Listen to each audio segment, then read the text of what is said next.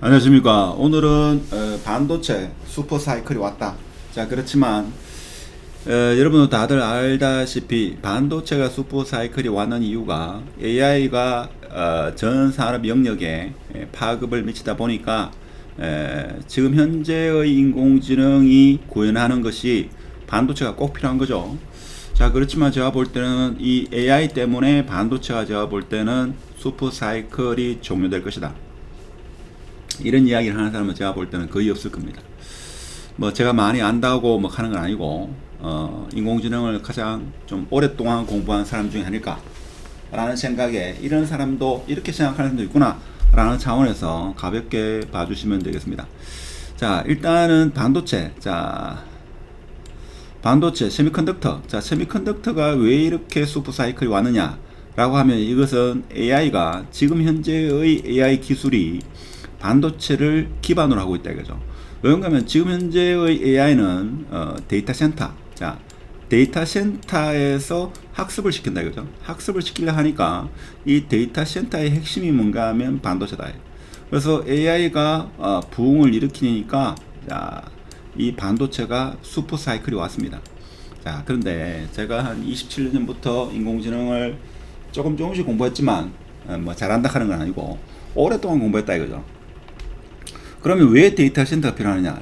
지금 현재의 인공지능은 뭔가 하면 머신러닝이나 딥러닝, 자, 요 기술을 이용했는 여러분이 많이 사용하고 있는 챗GPT, 제미나이 뭐 이런 것은 요 기술을 이용합니다. 그러면 여기 파란색에 있는 요 부분 있죠. 요 부분의 인공지능이 뭔지를 요거에 대해서 이야기하는 사람이 없습니다.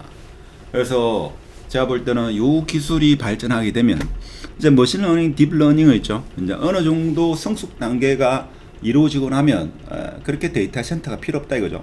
그러면 데이터 센터가 필요 없으면 반도체도 그렇게 지금처럼 호황을 누리지 못한다 하는 겁니다.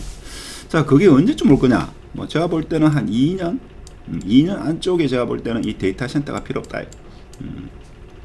그래서 미국의 빅테크 기업도 지금 너도 나도 데이터 센터를 뭐 수백만 평, 수천만 평 해가지고 데이터 센터를 짓고 있죠. 우리나라도 뭐 데이터 센터를 엄청나게 세계적 규모의 데이터 센터를 짓는다 하는데, 자, 이 어느 순간 되면 필요가 없다.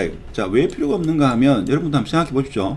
알파고가 처음 나오고 나서 어느 정도 학습을 끝내고 나서는 더 이상 학습할 게 없습니다. 물론 계속적으로 학습해야 될 이런 분야가 있긴 하죠. 무슨 말인가 하면 예를 들면 AI 의사가 있다고 봅시다. 자, AI 의사. 자, AI 의사가 있는데, 자, 이 의사는 뭔가 하면 전국에 전 세계 모든 내과 처방, 그동안 진료했던 있죠. 그 기록을 학습합니다. 그러면 이 AI 의사는 우리나라에서 가장 뛰어나다는, 예를 들면 뭐 서울대 혹은 아산병원, 삼성병원에 있는 내과 의사 홍길동이라고 합시다. 이 사람이 우리나라에서 내과 의사 중에서는 가장 잘 본다 라고 하는 이 사람의 모든 진료도 학습을 한다 이거죠. 학습을 하고 전국에 있는 모든 내과 의사의 진료, 물론 그것을 다 통합하기는 쉽지 않습니다만은 그런 것을 학습한다 이거. 학습하고 나면 더 이상 학습할 게 없습니다. 물론 코로나 같은 새로운 질병이 나타나면 그때 조금 학습하면 되죠. 그래서 제가 볼 때는 데이터 센터가 어느 순간 되면 이게 필요가 없어진다. 필요가 없으면 이것의 근간이 되는 반도체. 자, 반도체도 제가 볼 때는 그다지 필요가 없다 하는 겁니다. 물론 이런 건 있죠. 지금 테슬라가 휴머노이드 로봇을 고도화 시킵니다. 그러면 이 휴머노이드는 저번에도 한번 이야기했지만, 자, 저 기술과 데이터인데 이 데이터에서 이제 데이터 센터에서 학습한 학습 추론 칩을 이 안에 집어넣을 겁니다. 집어넣고 나면 이것도 제가 볼 때는 더 이상 학습할 게 많지 않다. 그래서 지금 현재 인공지능은 여기 머신러닝, 딥러닝 기반의 아웃풋이 나오고 어느 순간 되면 이 파란색 이 분야가 어떻게 펼쳐질지는 지금 빅테크 기업의 CEO조차도 모른다. 그렇다 보니까 수천조의 연구비를 투자하는 이유가 그겁니다.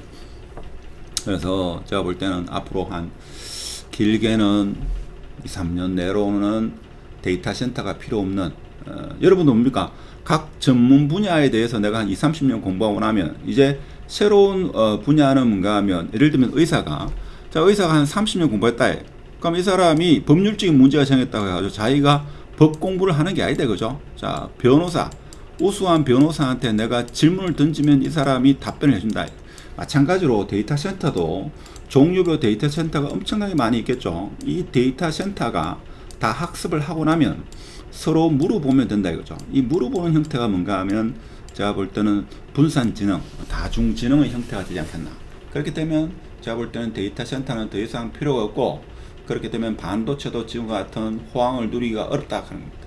어디까지나 개인적인 생각이고, 이렇게 이야기하는 사람은 전 세계에 거의 없을 겁니다. 물론 제 생각이 틀릴 수도 있지만 제 나름대로는 지금 반도체의 슈퍼 사이클이 왔죠. 그렇다 보니까 연일 반도체 주식 뭐 국내 한국뿐만 아니라 미국에도 반도체 주가가 올라가는데, 어느 순간 되면 제가 볼 때는 AI가 더 이상 데이터 센터가 필요 없고, 그로 인해 가지고 반도체도 완전히 필요 없지는 않겠죠. 그래도 학습은 계속 해야 되니까 지금처럼 그렇게 많이 필요하지는 않다. 자, 그렇다 보면 새로운 어떤 새로운 기술의 대체제로 새로운 산업이 뜰 거다 하는, 저는 그렇게 보고 있습니다. 그래서 이런 이야기를 듣고 제가 사실 작년 5월 달에 제가 처음으로 주식을 접하게 됐는데, 제 지인 보고 반도체 슈퍼 사이클이 올 것이다. 그래가지고 그 당시에 한 1억 5천 정도를 투자해가지고 오늘 연락해보니까